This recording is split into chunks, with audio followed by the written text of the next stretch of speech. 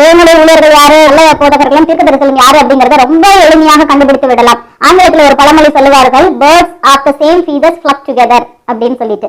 இதற்கான தமிழ் அர்த்தம் என்ன அப்படின்னு சொன்னா, ஒரே இனமான பறவை ஒன்னா இருக்கும் அப்படின்னு அர்த்தம். காக்கா கூட்டம்னா அதெல்லாம் மொத்தமா ஒன்னா இருக்கும். மயில்களை பார்த்தீங்கன்னு சொன்னா அவைகள் எல்லாம் தனியா இருக்கும், புறாக்கள் தனியாக இருக்கும்.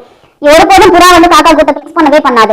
இது மாதிரிதான் இன்றைக்கும் ஒரு நபரை நீங்கள் அடையாளம் கண்டுவிட்டீங்கன்னா போதும், இவர் வந்து கள்ள தரிசி அல்லது கள்ள போதகர் அப்படின்னு சொல்லிட்டு. இந்த மனிதன் என்னென்னலாம் போய் பகிர்ந்து கொள்கிறாரோ, இவரை யாரெல்லாம் அழைத்து பயன்படுத்துகிறார்களோ அவர்கள் எல்லோருமே தேவனுடைய ஊழியக்காரர்கள் இல்லை. ஏன்னு சொன்னா அவர்களுடைய ஆவிக்குரிய கண்கள் சரியாக இருந்துச்சு அப்படின்னு சொன்னா இப்படிப்பட்ட நபர்களை மேடை ஏற்ற மாட்டார்கள். இப்படிப்பட்ட நபர்களோடு கூட சேர்ந்து நிற்கவும் மாட்டார்கள். தேவ ஊழியர்கள் அப்படின்னு சொல்லிட்டு நீங்க அடையாளம் காணுகிற நபர்கள் எந்தெந்த மேடையில இருக்கிறாங்க அப்படின்னு சொல்லிட்டு பாருங்க. யார் அவர்களை கூப்பிட்டு அவர்களை பயன்படுத்துகிறார்கள் என்று பாருங்க. அவர்கள் எங்கே எல்லாம் போகிறார்கள் அப்படின்னு சொல்லிட்டு குறித்து வைத்துக் கொள்ளுங்கள். இவர்களோட சேர்ந்து ஊழியம் செய்கிறவர்கள் யாருன்னு பார்த்து தெரிந்து கொள்ளுங்கள். அவர்கள் எல்லாம் தேவனுடைய ஊழியர்கள். இப்படிப்பட்ட ஒரு கிளியர் விஷன் நீங்க வைத்திருந்தீர்கள் அப்படின்னு சொன்னா உங்களை ஏமாற்ற ஒருவராலும் கூடாது.